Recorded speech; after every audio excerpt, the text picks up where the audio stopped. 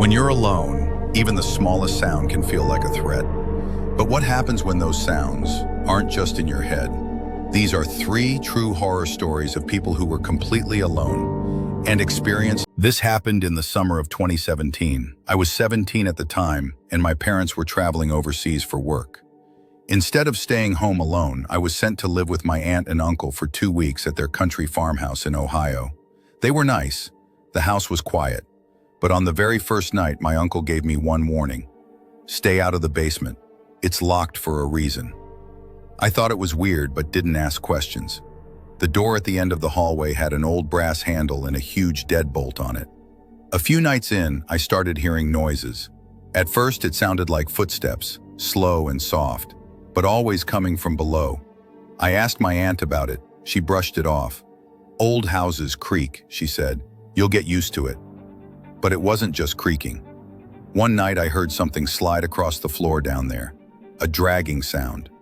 I stood outside the locked door and listened, and then it knocked, just once. 3 slow seconds later, another knock, louder. I ran back to my room and locked the door. In the morning, I tried to play it off. Maybe a pipe, maybe a raccoon. That afternoon, my curiosity got the better of me. My aunt and uncle were out running errands. I found the spare key ring, and one of them had a small, rusted tag on it labeled basement. I stood in front of that door for a full minute before unlocking it. The smell hit me first. It was musty, moldy, and something else, like rotting wood or something worse. I walked down 3 creaky wooden steps and immediately saw something that didn't make sense. A child's tricycle, covered in dust, just sitting there. There was a photo frame on the ground, shattered. The picture inside was of a little girl. She looked pale and scared. Suddenly, I heard something behind me, a faint wheezing, like breathing. I turned around. No one was there. But the basement door had closed, and I swear, I didn't close it. I bolted up the stairs, yanked it open, and slammed it shut behind me. That night, I had a dream. A little girl in a white dress was sitting on the tricycle and whispering my name. The next morning, the key I used to open the basement was missing from the key ring. I never opened that door again. I love solo hiking, at least I used to. This happened last year when I took a week off work and went hiking in Washington State, out near Olympic National Park. I planned to hike alone, sleep in my tent, and just disconnect from the world for a few days. On the second day of my hike, I noticed another hiker on the trail ahead of me. He was tall, wearing a green jacket and a backpack.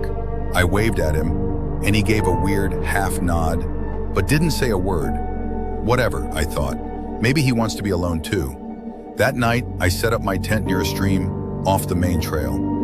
Around 2 a.m., I woke up, not to a sound, but to a feeling, like someone was standing near me.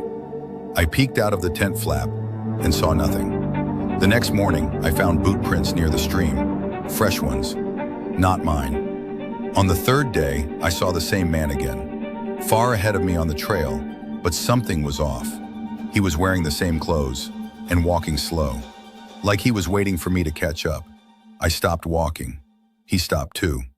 I turned around and went back a mile before setting up camp early that night. I placed a wildlife trail cam facing my tent just in case. That night, I slept with my flashlight in one hand and a knife in the other. The next morning, I packed up fast. Before leaving, I grabbed the trail cam and checked the footage on my phone. At exactly 3:13 a.m., the man in the green jacket walked right up to my tent. He didn't knock. He didn't say anything. He just stood there for 5 minutes, staring at the fabric. Then he leaned forward and whispered something I couldn't hear, and he smiled. I never hiked alone again. I work long-haul trucking routes across the Midwest. I've slept in dozens of cheap motels, most of them harmless, but I'll never forget the time I stopped at a place just outside Little Rock, Arkansas. The sign said, "Room available, $35 a night." It was old, flickering, and the front office was empty except for a half-asleep man behind the counter. I checked in, got room 108. The hallway was dim, the lights buzzed. My room smelled off, like mildew, cigarettes, and something I couldn't place. The bed had a weird dip in the center. The phone didn't work. The clock on the wall said 3:33 and didn't move the entire time I was there. At around 1 a.m., I heard running water. I hadn't used the bathroom. I opened the door and the shower was on. I turned it off and backed out slowly.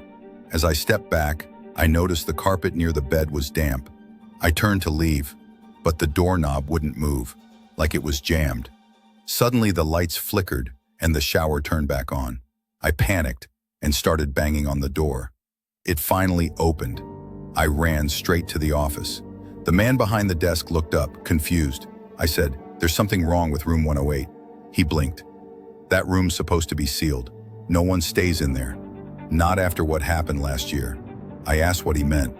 He stared at me and said, "Last guest in that room never checked out. Police found a hidden crawl space under the bed.